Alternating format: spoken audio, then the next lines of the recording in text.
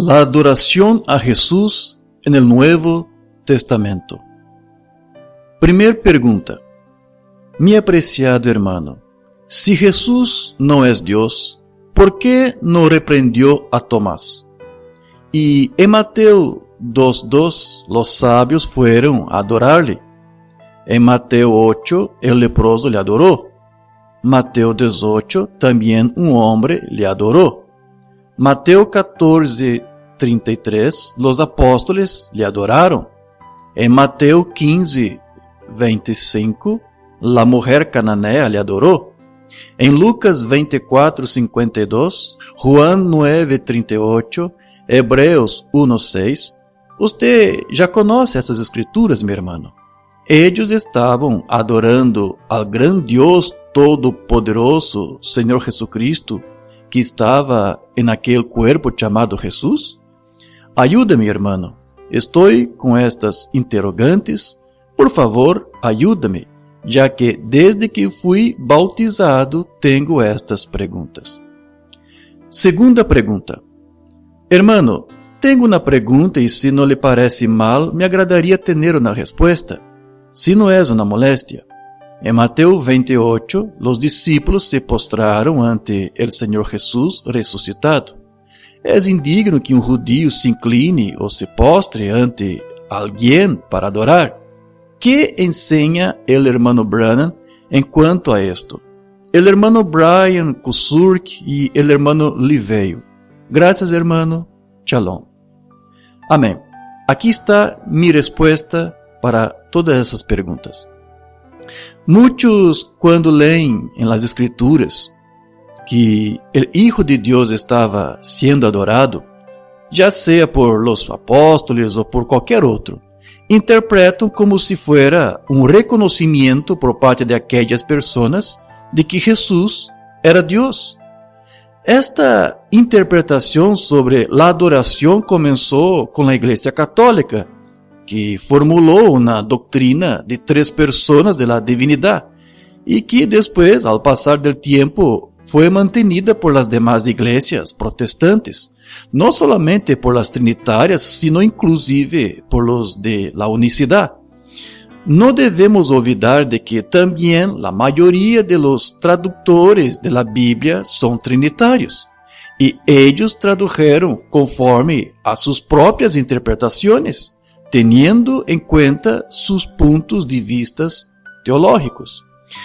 Este problema podría ser abordado de diferentes maneras y con bastante amplitud, pero vamos a limitarnos simplemente en analizar algunas escrituras que se han mencionado. Si analisamos cada pasaje de los evangelios que mencione que personas están adorando a Jesús, veremos que ninguna de aquellas situaciones se habría hecho para reconocer a Jesús como una deidad. No. Comenzaremos primeramente por analizar la adoración de los Reyes Magos.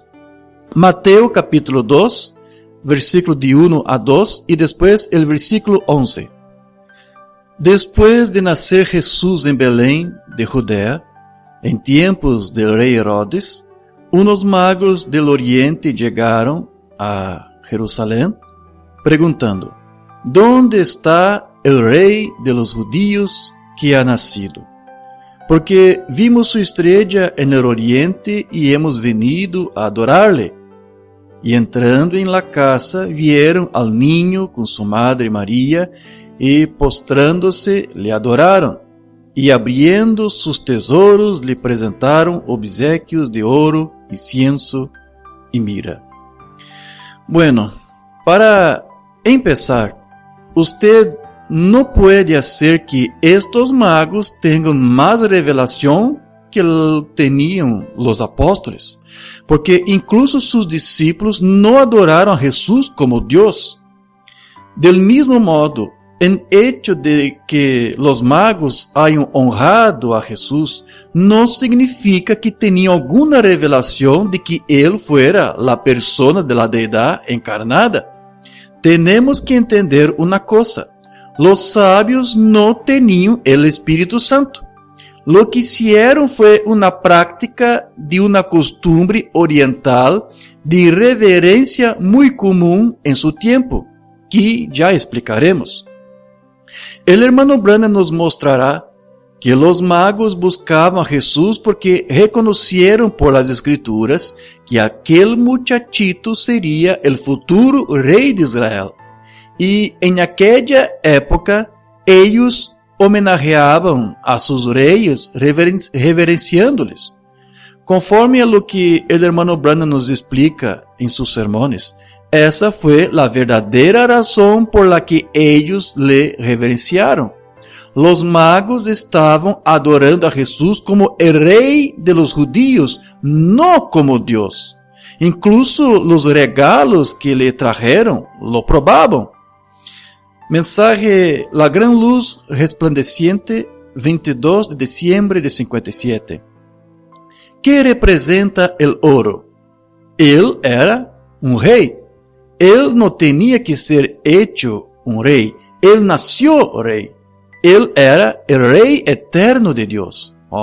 Entonces los magos no estaban adorando a Jesús como el Dios eterno, sino como el rey eterno de Dios. Amén. Él era un rey. Así que ellos le ofrecieron oro y ellos le ofrecieron incienso. Eso es perfume muy caro, el mejor que podría conseguirse. ¿Qué significaba el incienso, el perfume? Él era el aroma agradable para Dios, porque Él se ocupó de curar a los enfermos y haciendo el bien. Oro, porque Él era un rey. Incienso, porque Él era el aroma agradable para Dios. Su vida le agradó tanto que Dios respiró en su santidad y belleza, porque era su propia santidad reflejada en él. Entonces vea, los magos reconocieron que el niño Jesús estaba reflejando la santidad de Dios como su rey, quien fue enviado a reinar. Era todo lo que ellos estaban adorando en su adoración.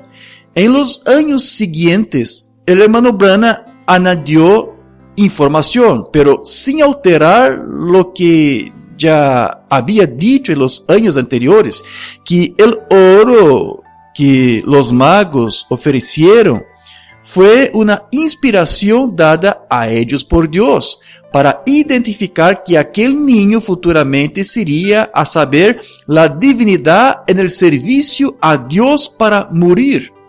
Pero nada de eso les hizo reconocer que este niño fuese el Dios encarnado de Israel. Para ellos, el Dios de los magos continuaba siendo el mismo Dios del fuego, al cual ellos adoraban en sus templos, alimentándolo con su fuego sagrado, conforme a lo que el hermano Branham había anotado después de su investigación. El hermano Branham también nos dirá en sus sermones que aunque estos hombres poseyeron algún tipo de fe por no ser incrédulos, ellos todavía eran gentiles, con diversas prácticas y costumbres paganas, y por lo tanto no estaban en línea recta con la verdad. En esta misma ocasión en la que el hermano Branham predicó el sermón que se mencionó anteriormente, él hizo hincapié en que tuvo que hacer una amplia investigación sobre quiénes eran estos magos y cómo ellos actuaban, con fundamentos en los registros del historiador Hampton. Por lo tanto, siguiendo el mismo ejemplo del hermano Branham, pensamos que es apropiado para este tema transcribir igualmente aquí las palabras de John Davis publicadas en su Diccionario de la Biblia, en donde nos dará más detalles acerca de estos magos y de sus costumbres paganas. Davis dice lo siguiente: magos, el griego magoi, plural de magos, en inscripción Begistum Selimarushu, casta religiosa a la que pertenecían, como su nombre indica, los hombres sabios que vinieron del oriente para adorar al niño Jesús. Al parecer, eran conocedores de la astrología, Mateo 2, 1 a 12. Los magos eran una clase numerosa lo suficiente para formar una de las 6 tribus de los medos. Eso está en Heródoto 1, 101. Cuando los persas conquistaron a los medos, los magos mantuvieron su influencia en el nuevo imperio. Una vez trataron de apoderarse del gobierno con el sacrificio inútil de muchas vidas, lo que los diezmó. Sin embargo, su poder resurgió. 379. Adoraban a los 4 elementos: fuego, aire, tierra y agua, especialmente al fuego. Los únicos templos que ellos tenían estaban dedicados al fuego, por lo general construidos sobre las casas en las que siempre mantenían el elemento sagrado ardiendo día y noche. En cuanto al destino que daban a los cadáveres, era un tema que involucraba mucha perturbación de parte de ellos. Los cuerpos no debían ser quemados, enterrados o arrojados en las aguas, ni expuestos al aire hasta que se consumieran, para que no profanaran a ninguno de los elementos sagrados. Quedaban expuestos para que fueran devorados por los buitres o por las bestias salvajes. Eso está en Heródoto 1:140. Con el fin de hacer este proceso menos inhumano, construían unas torres que llamaron Torres del Silencio, adornadas con hombres transversales en la parte superior, donde posaban los cuervos y los buitres, con el fin de ejercer su misión melancólica.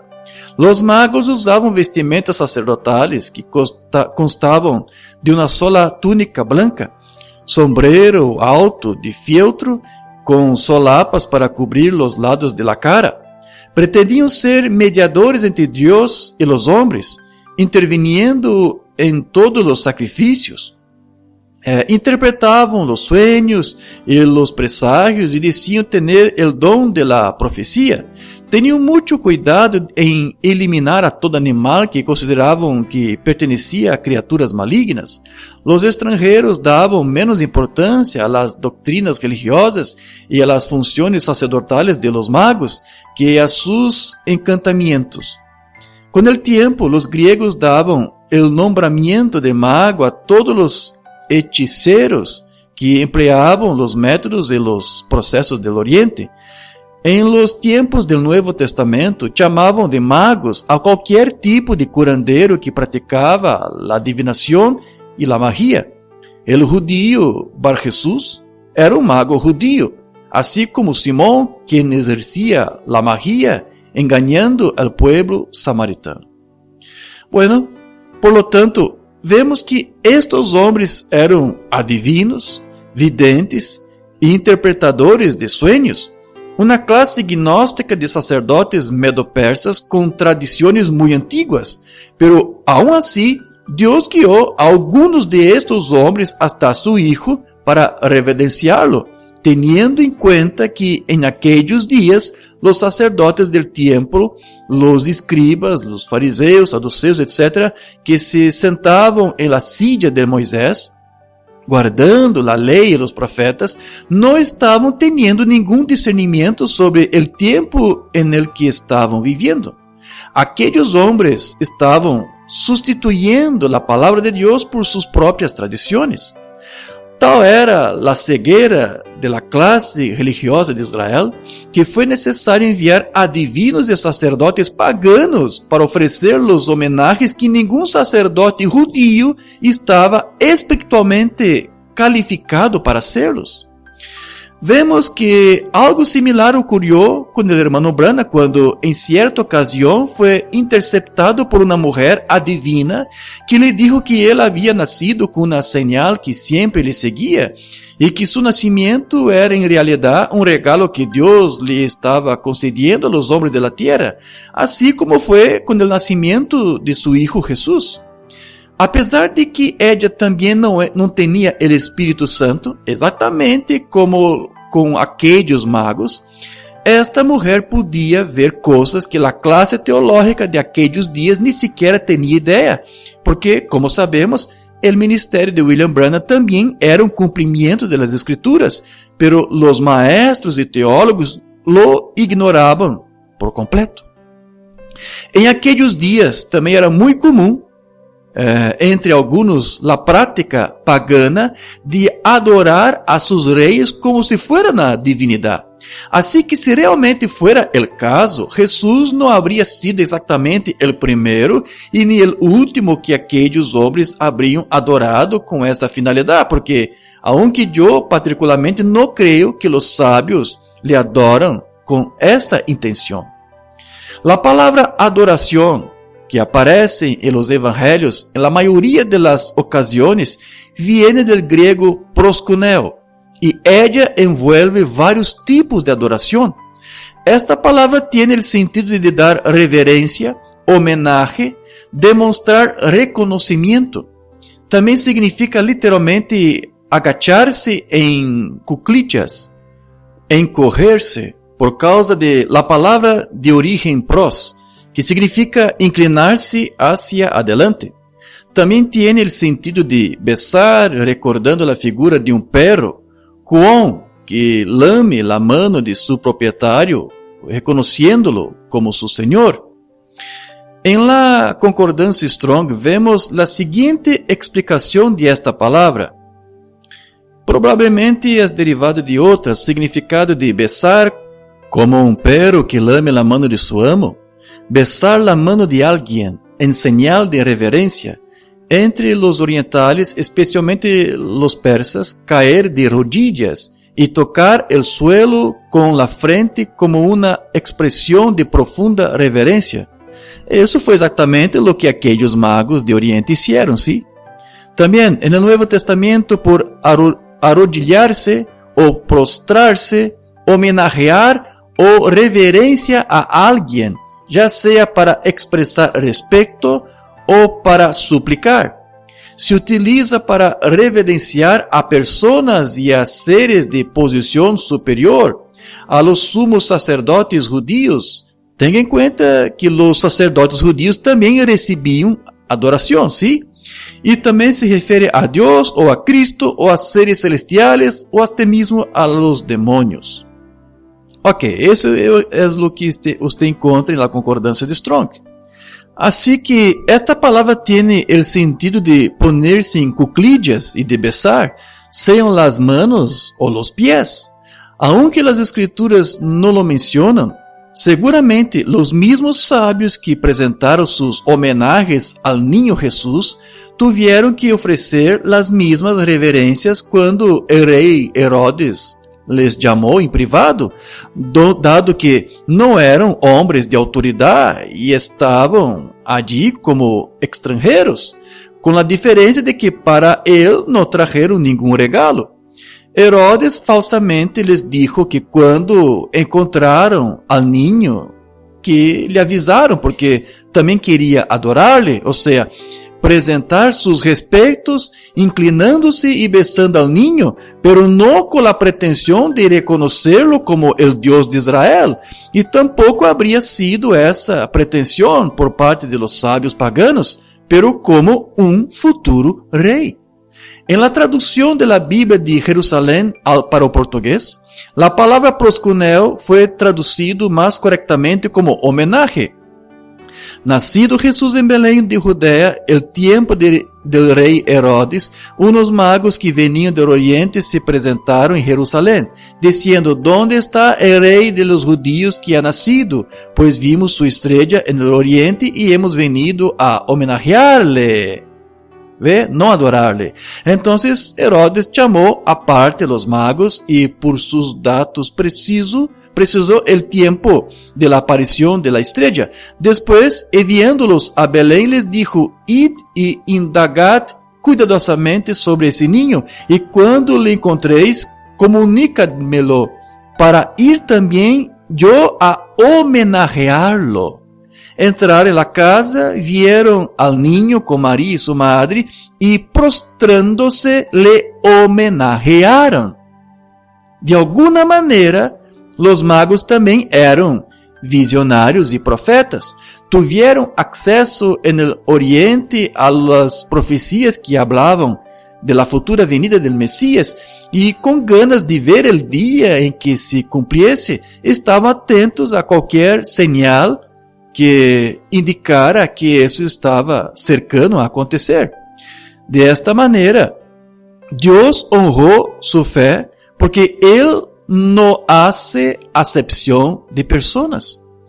Al nombrar algunas de las posibles razones por las que Dios podría haber determinado guiar a aquellos magos gentiles hasta Belén, el hermano Branham dice lo siguiente, en la gran luz resplandeciente: ellos vieron una luz que nunca antes habían visto. Era una estrella majestuosa que no había hasta ese tiempo pertenecido o no había estado a la vista de los ojos de los magos, pero allí estaba. ¿Por qué? Las escrituras tienen que ser cumplidas. Usted dice entonces: hermano Branham, ¿cree usted que Dios lidiaría con aquellos magos? La Biblia dice en Hebreos capítulo 1 y el versículo 1 que Dios muchas veces, toda clase de maneras, Él le habló a los padres. También está escrito en Hechos 10:35 que Dios no hace acepción de personas, sino que Él honra a aquellos en toda nación que desean servirle a Él en justicia. Aunque usted esté en error, sin embargo, en la justicia de la proyección de su corazón que usted desea servir a Dios, Dios honrará eso. Así que, por lo tanto, las denominaciones no tienen líneas que ellas puedan establecer que pararán a Dios con algún cierto credo en particular, porque Dios verá los motivos del corazón humano y allí Él obrará desde ese punto. Y hallamos que estos magos sinceros en sus corazones y deseando ver a ese único Dios verdadero y esperando que su profecía fuera cumplida, la cual decía que el Señor lo levantará a él y hará su reino no tendrá fin, será un reino eterno. Vea, el hermano Branham nos está diciendo que los magos estaban tratando de ver a Dios y ellos vieron a Dios al contemplar a su Hijo, porque el nacimiento de Jesús fue el cumplimiento de una escritura que estaban examinando. Aunque ese bebé no era Dios, al ver una profecía cumplida, los magos estavam viendo al mismo Deus ao contemplar sua própria palavra em forma de carne agora cumprida e interpretada. Deus está em sua palavra, e Ele mesmo era o verbo que agora estava allí, naquele logos que salió de Ele, e se hizo carne, de modo que depois os magos lhe homenagearam. Esta mesma palavra grega proskuneo também aparece em Mateus 14, versículo 33. E os que estavam em la barca lhe adoraram. Aqui é o mesmo proskuneo de Mateus 2:11, dizendo: em verdade eres hijo de Deus. Veja que os discípulos não adoraram a Jesus porque pensavam que ele era Deus mesmo, ao haver calmado a tormenta, sino porque creiam que Jesus era uma autoridade superior por ser su hijo, el hijo de Deus. Os discípulos nunca adoraram a Jesus porque pensassem que ele era Deus. Esto es muy diferente de lo que los trinitarios y los unicistas piensan, porque tal pensamiento nunca fue una fe y confesión apostólica. A pesar de que aún não tinham a total revelação de la divinidade, es cierto que ellos estaban delante de Dios y le adoraron allí en su Hijo, una vez que en el Jordán, como nos explicó el hermano Branham, Dios vino a habitar corporalmente en plenitud en Jesucristo. Esa palabra proskuneo también aparece en la parábola contada por Jesús sobre el siervo malvado, cuando el rey decide ajustar las cuentas con sus siervos. ¿Ustedes recuerdan de esto? Esta palabra mostrará que el gesto que este siervo hizo ante su rey fue el mismo que los magos hicieron al niño Jesús. En Mateo 18, versículo 26, la traducción de la Biblia King James inglés dice: el siervo entonces con toda reverencia se postró. Y en el texto griego es la misma palabra proskuneo para adoración, que tiene el sentido de súplica, homenaje o de respeto a alguien superior. Se postró delante del rey y le imploró: ten paciencia conmigo y todo te pagaré. Ok, aunque es una parábola, Jesús no está inventando nada nuevo aquí. Era una costumbre oriental al arrodillarse y adorar a los reyes besando sus manos o sus pies en señal de reverencia. Y este siervo aquí está haciendo todo esto. ¿Podría Jesús estar sugiriendo que este siervo estaba adorando a su Señor y Rey como si él fuese el Altísimo Dios de Israel? Por supuesto que no.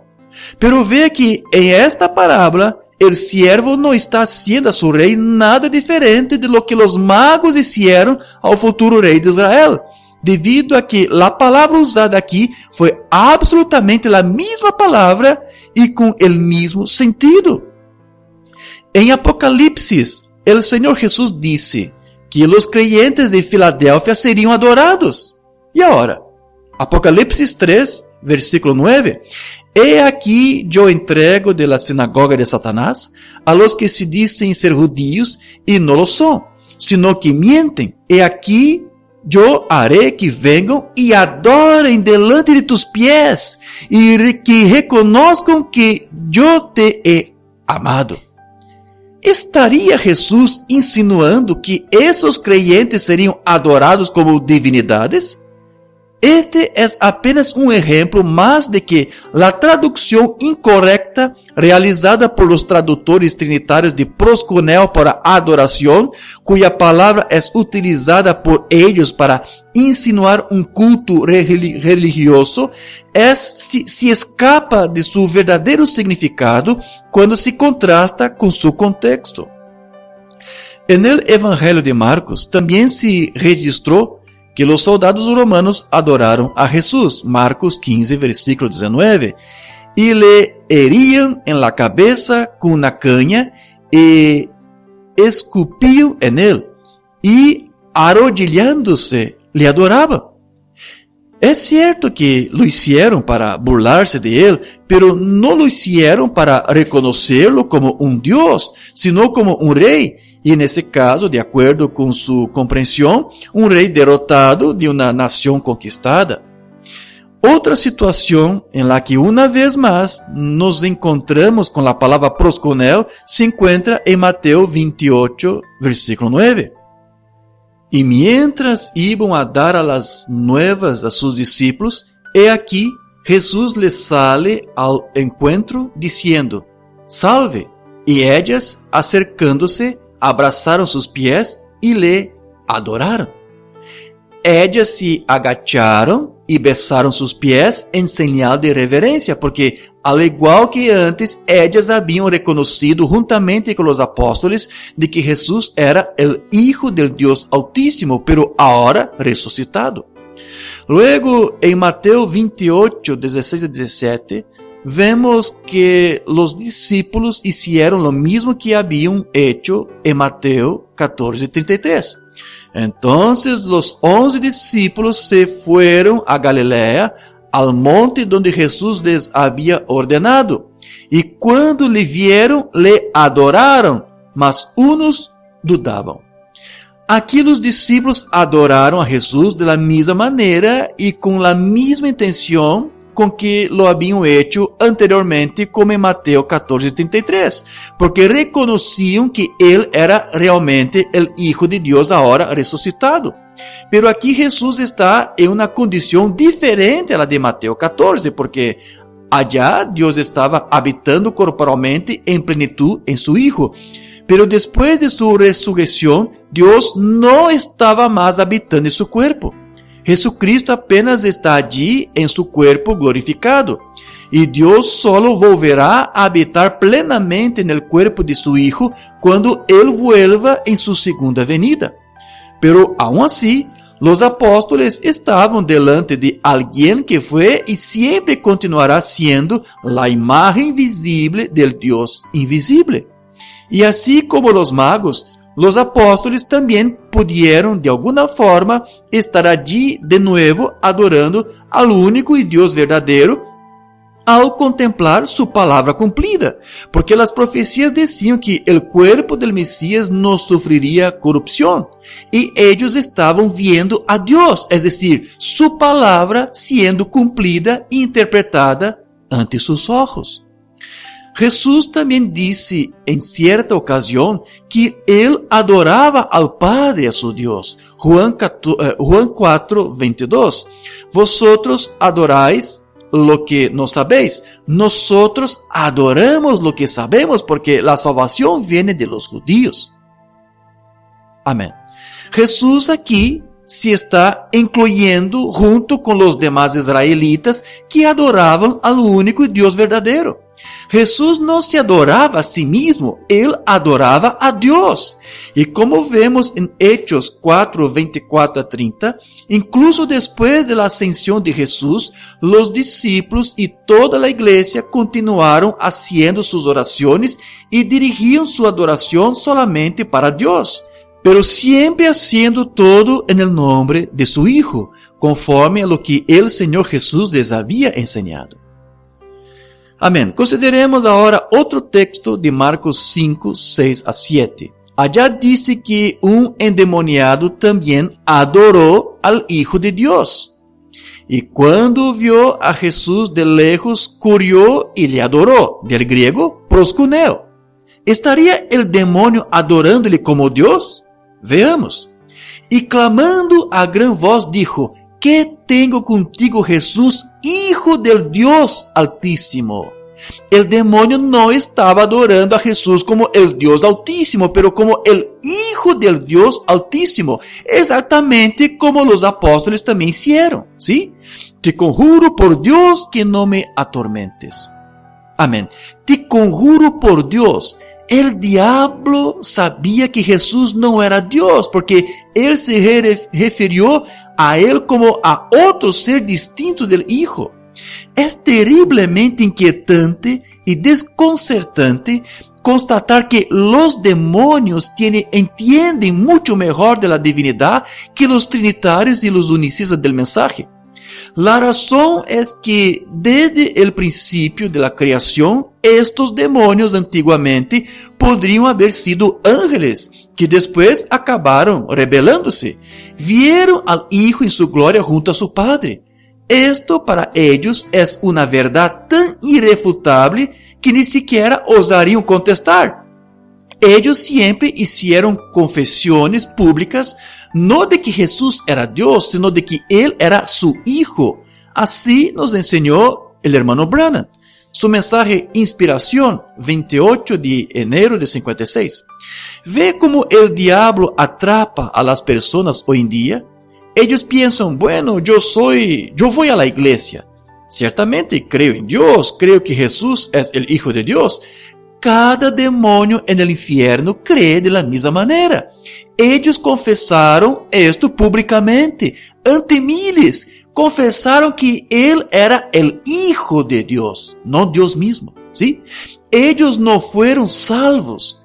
Conversión es una experiencia, nacido de nuevo. Observe cuán glorioso, qué cosa tan maravillosa. Amén. Pero vea, así como los demonios, Dios dice que su Hijo también recibiría adoración por parte de sus ángeles, pero no como Dios. Hebreos 1:6. Y otra vez, cuando introduce al primogénito en el mundo, dice, y adórenle todos los ángeles de Dios. Ok, esta adoración que los ángeles deberían de ofrecer sería para el Hijo, el Cordero de Dios, pero no para reconocerlo como Dios. El hermano Liveo explicó la adoración al Cordero de la siguiente manera en su sermón El Dios Conocido, parte 2, 5 de mayo de 2001. Usted sabe que Él recibe adoración, pero no como Dios. Como he dicho antes, Él recibe adoración, no por quien Él es Él, sino por lo que Él hizo. Y Él nunca hubiera hecho lo que Él hizo, excepto por quien era Él. Como veremos a continuación, el libro de Apocalipsis muestra una clara distinción en la adoración de Dios y de su Hijo, el Cordero de Dios. Cuando los 4 seres vivientes y los 24 ancianos adoraron a aquel que estaba sentado en el trono y que era el Padre de Jesucristo, ellos le llamaban de el Señor Dios, el Todopoderoso, porque eso es lo que Él es. Pero como veremos, ellos nunca hicieron esa misma declaración para el Cordero. Apocalipsis capítulo 4, versículo de 8 hasta 11. Y los 4 seres vivientes tenían cada uno 6 alas alrededor, y por dentro estaban llenos de ojos, y no reposaban día y noche, diciendo, Santo, Santo, Señor Dios Todopoderoso, que era, y que es, y que ha de venir. Y cuando aquellos seres viventes dan gloria y honra y gracias al que está sentado en el trono, al que vive para siempre y jamás, los 24 ancianos se postran, del griego pipto, se postran delante del que está sentado en el trono y adoran, del griego proskuneo, al que vive para siempre y jamás, y echan sus coronas delante del trono diciendo, Señor, digno eres de recibir la gloria y la honra y el poder, porque tú creaste todas las cosas y por tu placer existen y fueron creadas. Muy bien, vemos claramente que aquellos que se postraron delante del trono identificaron al que estaba sentado en él como Dios mismo. Pero cuando el Cordero aparece justo después de este evento, con el fin de tomar el libro de las manos de su Padre y Dios y de abrir los sellos, y que aunque aquellos también se postraron delante del Cordero, ninguno de ellos le llamó o le identificó y mucho menos le adoró como Dios. Vea esto, Apocalipsis capítulo 5, versículos 6 hasta 14. Y miré, y he aquí, en medio del trono y de los 4 seres vivientes, y en medio de los ancianos, estaba en pie un cordero como inmolado, que tenía 7 cuernos, y 7 ojos, que son los 7 espíritus de Dios enviados a toda la tierra. Y él vino y tomó el libro de la mano derecha de aquel que estaba sentado en el trono. Vea, tomó el libro de las manos de Dios, ¿sí?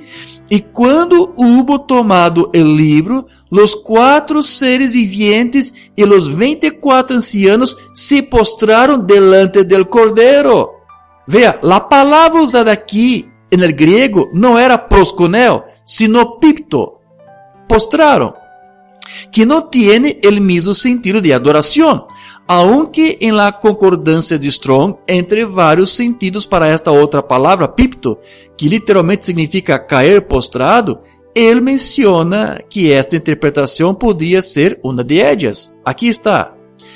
Utiliza suplicantes y personas rindiendo homenaje o adoración a alguien. O sea, la palabra que se usa aquí para adoración a este hijo, este cordero, es pipto. Y esta palabra, pipto, quiere decir postrarse pero también puede significar adoración a alguien. Pero aquí ellos no van a adorar el Cordero como Dios, el único Dios todopoderoso. Entonces el Cordero también estaba de alguna manera siendo adorado, en el sentido de recibir reverencia y homenaje, pero no como Dios, porque en ningún momento Él es invocado o reconocido como tal. Veamos esto.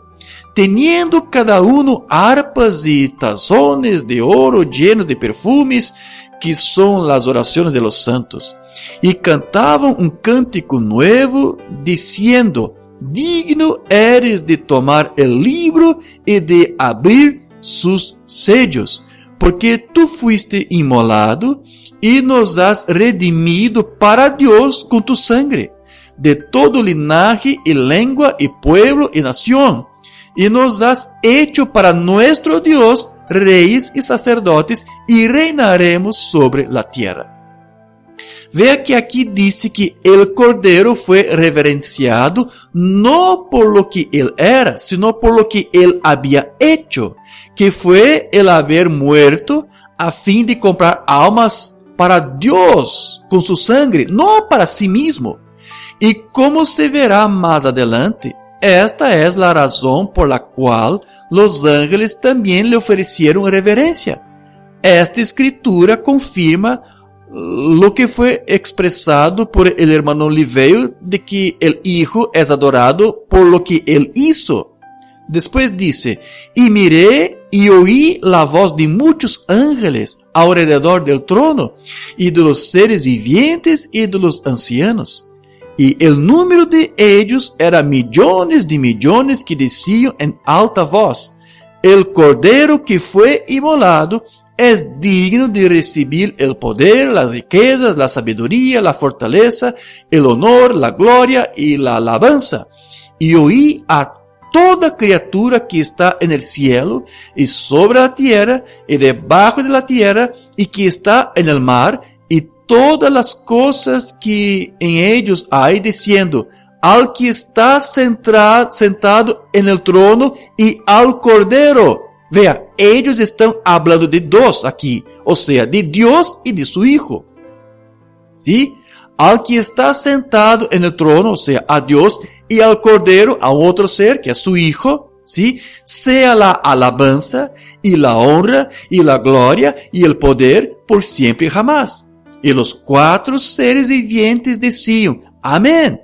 Y los 24 ancianos se postraron y adoraron al que vive por siempre jamás. Adoraron al que vive por siempre jamás. Esta es la misma palabra que aparece en Apocalipsis 4:9, cuando dice que ellos adoraron al que estaba sentado en el trono, Dios. Y era a este solamente al que ellos estaban aquí nuevamente adorando. Tenga en cuenta que mientras que los ángeles y otros seres celestiales reverenciaban al Cordero por causa de su sacrificio en la cruz que rescató vidas para Dios, los demonios no podían hacer lo mismo, adorar a Jesús por lo que Él hizo, sino solamente por lo que Él es, el Hijo del Dios Altísimo. Sin embargo, podemos adorar al Hijo y ofrecer nuestra reverencia a Él por 2 razones. Es gracias al Hijo de Dios que tenemos acceso al Padre, ya que nadie viene al Padre sino por el Hijo. Sin embargo, no existen 2 dioses o 2 señores para ser adorados. Ao adorar a Dios, también estamos adorando o reverenciando al mismo tiempo a su Hijo que Él envió, porque Jesús dijo: yo estoy en el Padre. Y es imposible adorar al Hijo sin estar adorando a Dios, porque como dice el hermano Branham, Jesús es una parte de Dios. Una vez que a través de su Hijo, Dios se torna revelado y conocido en nosotros. Pero el Hijo no es adorado de la misma manera en que como nosotros adoramos a Dios, en el sentido de ofrecer culto, ya que fue Jesús quien dijo que a Dios es el único a quien debemos de servir y adorar. Eso está en Mateo 4, versículo 10.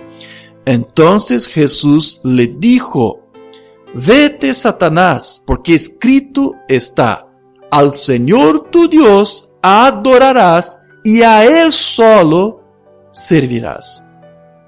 Pero nosotros honramos al Hijo por todo lo que Él es y por lo que hizo. Y al honrar al Hijo, estaremos honrando a Dios mismo y Padre que lo envió a nosotros. Como está escrito en Juan 5, versículo 23. Para que todos honren al Hijo como honran al Padre. El que no honra al Hijo, no honra al Padre que le envió. Vea, Él en realidad es el único lugar provisto por Dios para la adoración, porque Dios le dio un nombre que es sobre todo nombre, al cual toda rodilla se debe doblar. Por lo tanto, la adoración y reverencia que vemos presentadas a Dios y a su Cordero, por los ancianos y por los millones de ángeles y por todas las demás otras criaturas que se encontraban en el cielo, en la tierra y debajo de la tierra, en Apocalipsis 5, 6 a 14, es la confirmación de la promesa de aquello que Dios pretendía hacer con su Hijo, conforme nos revela el apóstol Pablo. Filipenses 2, 9 a 11.